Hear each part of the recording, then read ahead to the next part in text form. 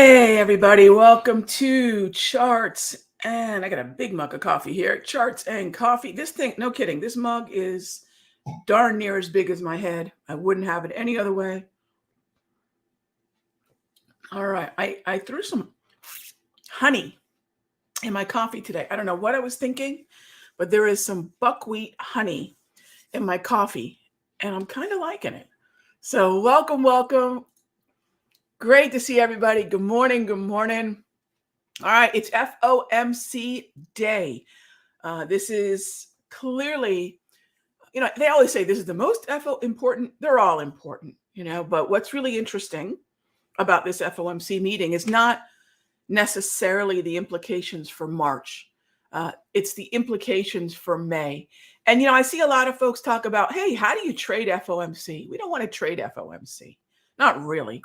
We don't want to necessarily be heavily positioned in front of the FOMC as if we're all sitting around our crystal balls and prognosticating about the future. I mean, I'll leave that stuff to the geniuses on television. Clearly they know. But the rest of us mortals, we're going to wait for the volatility. We're going to look at historical volatility. We're going to wait for the volatility and see the reaction. What I'm showing you right now is the way. I don't know of any other way that's going to be more accurate than this.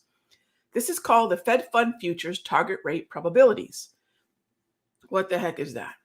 This is a study of the Fed Fund Futures contract. So folks that are far smarter than I'll ever be do nothing but guess at where the rates are going to be at the different meetings. So there's a contract that, as you can see here, corresponds with these meetings. And every one of these graphs I'm showing you looks at the contract and what the rate is expected to be from the FOMC. In other words, when we get to May, what are they expecting that rate to be? When we get to June, etc. This is the best way to understand two really important things. First of all, before the FOMC, what is discounted? What are we expecting? Well, we're expecting no hike this month. See that 0 to 25? That's where we are right now. That's the big column. How easy is that to read, right? And then the next column over, or the next contract over, now look at what column is the tallest. So 0 to 25, we've moved on from that. Now, come the March meeting, we're expecting, you guessed it, the 25 basis points, quarter point hike. Hence, now we're at the 25 to 50 column. Easy, right? Now, when you take a look at the economic calendar, now this is the Forex Factory calendar. This is the one that I've been using for a lot of years. It's easy to read. And for those of you that may not be, look, everyone knows FOMC is important. So that's an easy one. But what about other economic events? Well, you'll see exactly where I call these things hot zones because it corresponds with the color. It corresponds with the color of the event. And so Forex Factory, gosh, I've been using this since the late 2000s. And they've been putting these little color-coded icons. When I was a brand new Forex trader, I knew what the high impact scheduled events were in the US. I've been trading since the late 80s. But I did not know what they were for Mexico if I was trading the peso, or what they were for the Deutschmark back when I was trading that. I didn't know what those hot zones were. What were the important data points out of Germany? This was really easy. This gives you the color coding. You know how much I love color coding.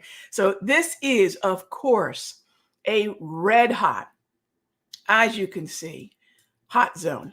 Scheduled economic releases with high expectation for volatility. Okay, now this is the economic calendar. Of course, we would look at a earnings calendar for the hot zones for a stock, etc. So remember, we get the statement at 2, but that's only part 1 of the fun today. Part 2, and probably the more important event, is at 2:30, FOMC presser. All right. Why is that going to be important? That is not going to be a headline number or a statement release, right? No expectation and change of rates. We're going to expect some wording changes as we venture closer to the March rate hike. And the press conference will be really interesting. Again, we know there's going to be a hike, but then what happens after that? And if you look at the this right here, the data, once we get past March, it gets very fuzzy as to what's next after May. Are we going to get a hike? Are we going to get a one and done? We don't know. And that's why we have to continue to track the message from the FOMC. So I wanted to make sure I took a moment to really lay that out. I'm not guessing, I'm not prognosticating, I'm not going to do anything but show you where you can see a rate of change or measurable way to understand the Fed, the FOMC speak. Remember Greenspan? I'm sure a lot of you were trading and investing during the Greenspan era. We called it Greenspan speak, right? I don't believe Yellen had her own language, and Powell's pretty plain spoken, but Greenspan spoke in tongues. We all know this. Well, the way you measure how the markets are interpreting, they might mean one thing, but the interpretation might be another. It's like that game of telephone. Remember that? By the time you go around, what was actually repeated could be very different than what was intended. So this is how we measure it. Okay. Keep an eye on the dollar, keep an eye on the bond market. Those are easy places to watch. Okay. So of course, as always, our show is about your questions. So let's get to them. But I want to make sure everyone has a really clear and easy path to understanding what's happening with this FOMC event and how to measure it going forward. All right. So, by the way, I've been getting a lot of questions about the VIX. Take a look at where we are. This right here, automated Darvis, we're up near the range highs. This is resistance.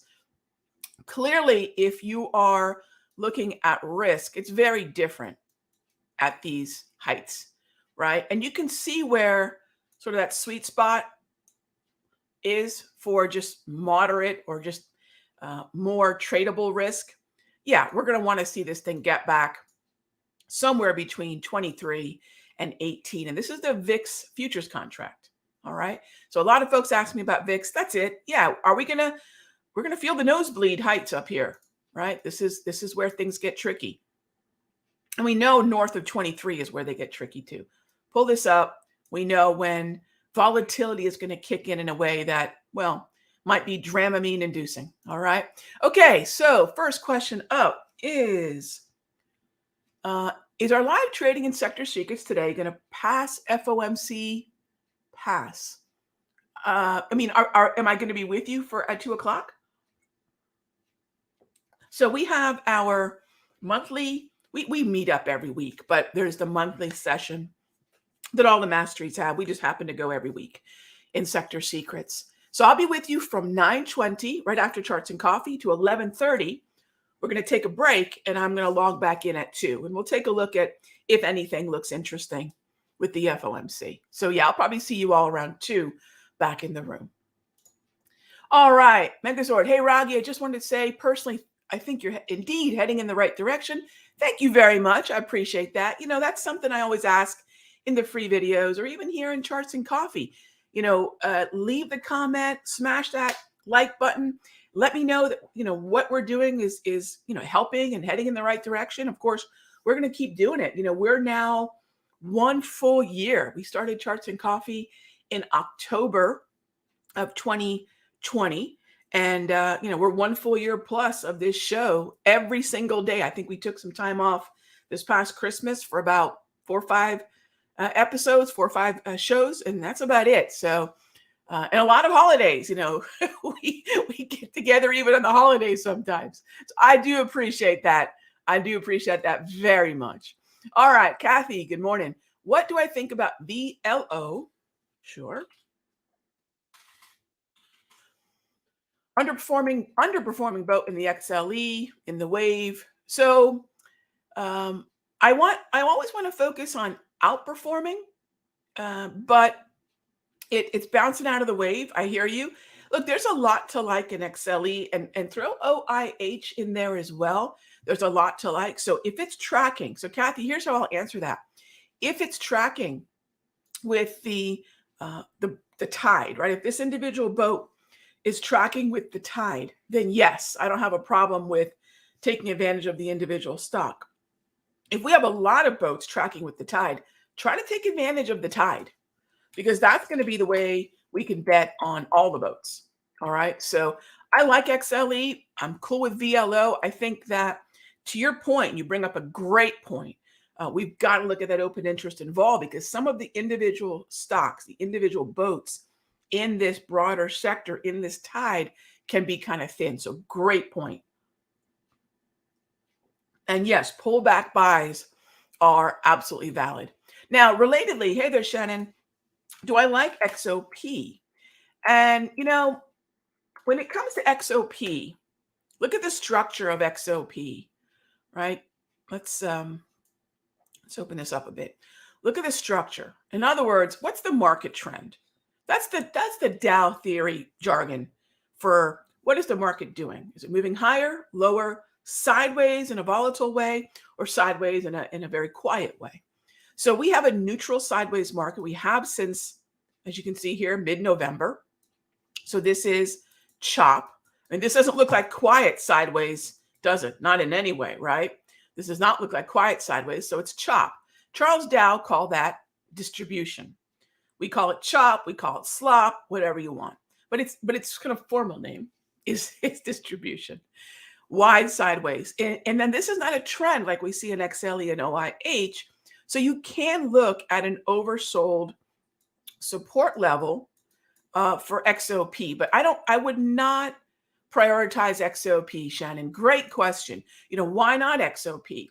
Remember, crude oil is heading higher and taking oil stocks with it in the oil services and the energy select spider, because we have some geopolitical strife and we have inflation. That's going to help oil stocks in the XLE and OIH, but not necessarily oil explorers, which also have a lot of exposure to natty gas.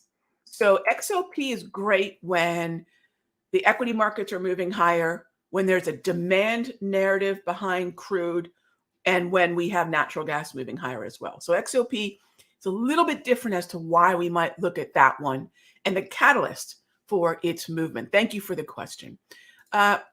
Next up, call one is asking for what are my thoughts on ASAN? ASAN. Downtrend. So how do we know it's a downtrend? How do we know this is heading lower? Right there, beginning of December.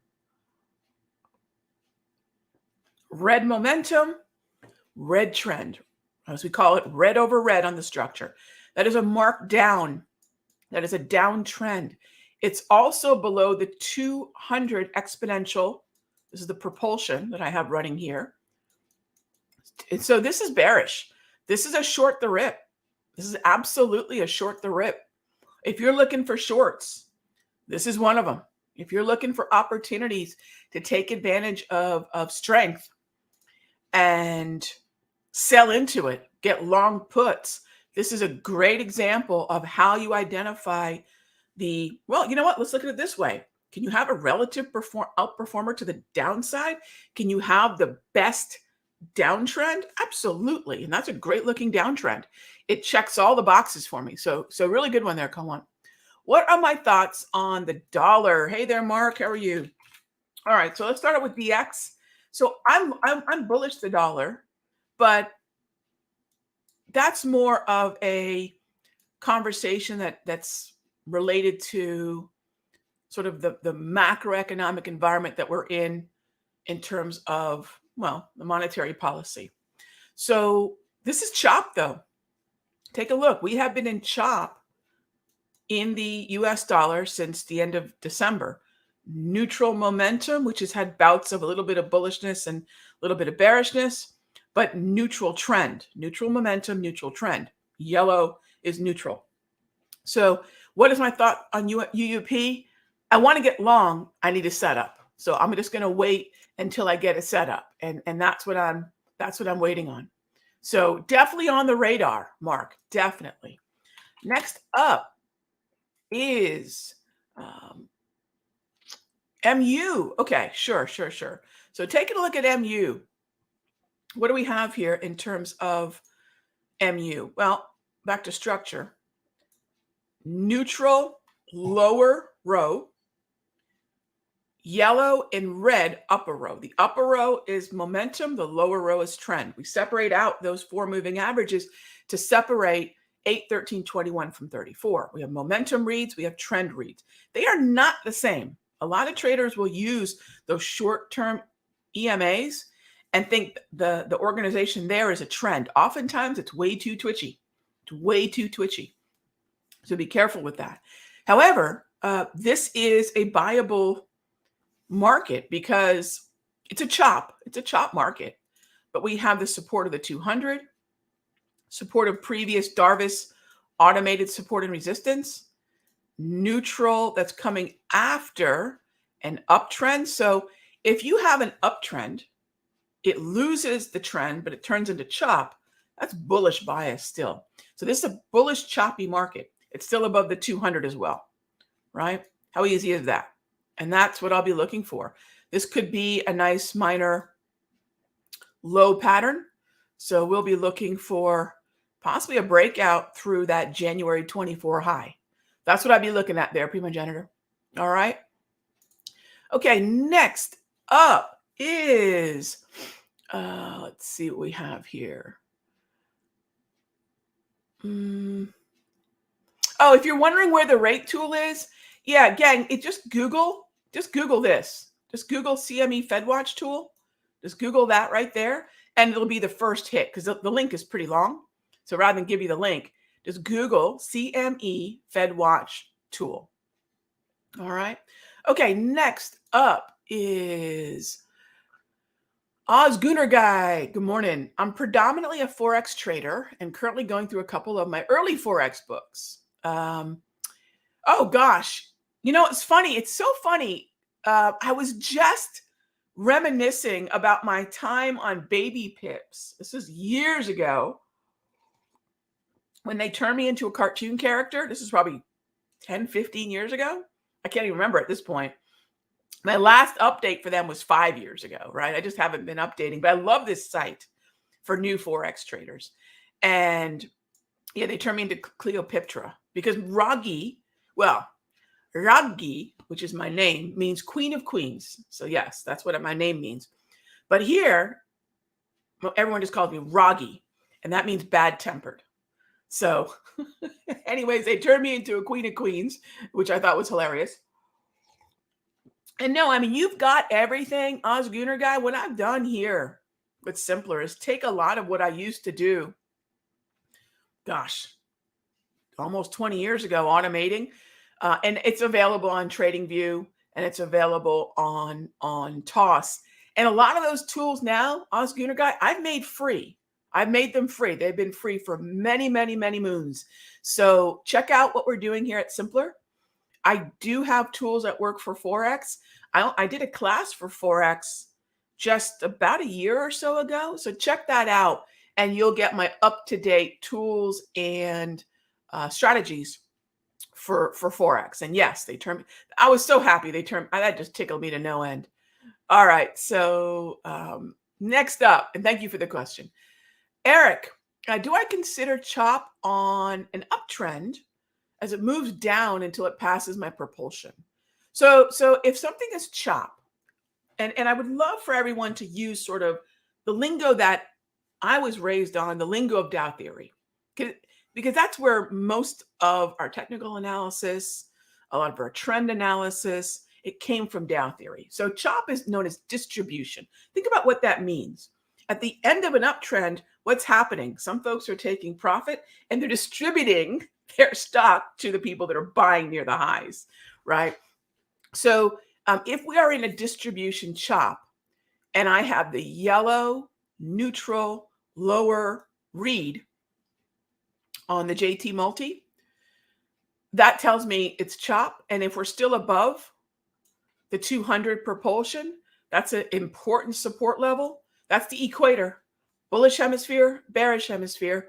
So I won't consider it an uptrend. No, it's not an uptrend, but it's bullish chop. In other words, I'm going to favor an oversold buy. I'm going to favor the market trading down to support and buying that. I'm going to favor an oversold 20 reading and a signal on the slow stochastic. I'm going to favor a ready aim fire near the bottom of the indicator, right? So I'm going to favor the long side.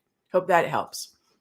All right, next up, I noticed the three indices, HPMRs, are hugging each other. What exactly does that mean? So yeah, I don't have my toss running at the moment, but I think I can do this on, I think I've got it running on my trading view. So HPMRs, for those of you wondering, what the heck is an HPMR?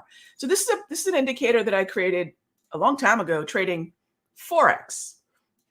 And it uses historical volatility data. I love this thing.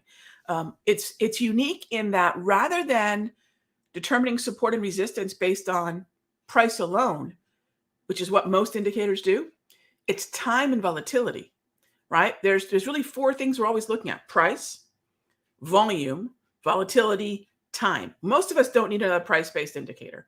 Most of us are looking at volume, volatility, and time.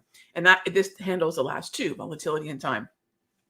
When the HPMRs are squished together, right? When they're very, very tight, what that tells you is volatility is above normal. Be careful. We saw that yesterday. Or you're just looking at take a look here. Yeah, be careful with something like that. But here, this is pretty normal looking, Trader Mo. And I'm going to hop into the Sector Secrets room. We'll talk about some HPMR questions here for our morning get together here. How do I feel about Tesla today, and what should we consider after hearing the earnings call? I don't listen to the earnings call. I'm not necessarily looking to trade Tesla until I see another setup. And I love the way it's responding around that 200. Minor low pattern setting up, 200 propulsion, neutral market since the beginning of December, oversold. Find an oversold stochastic, find a good support level. Darvis is in play here at about 887, 888, and the 200 propulsion is sitting at about 852. Keep an eye on that. And then I will wait till after earnings, right? Either the run up to or after. All right. Okay, gang. With that being said, as always, thank you so much for being here, part of the Caffeinate and Dominate crew. I appreciate the time. I appreciate the questions. Sorry I did not get to all of them. But again, great to see you all. Smash that like button. I do appreciate the time. And I'll see you tomorrow. Same time, same station.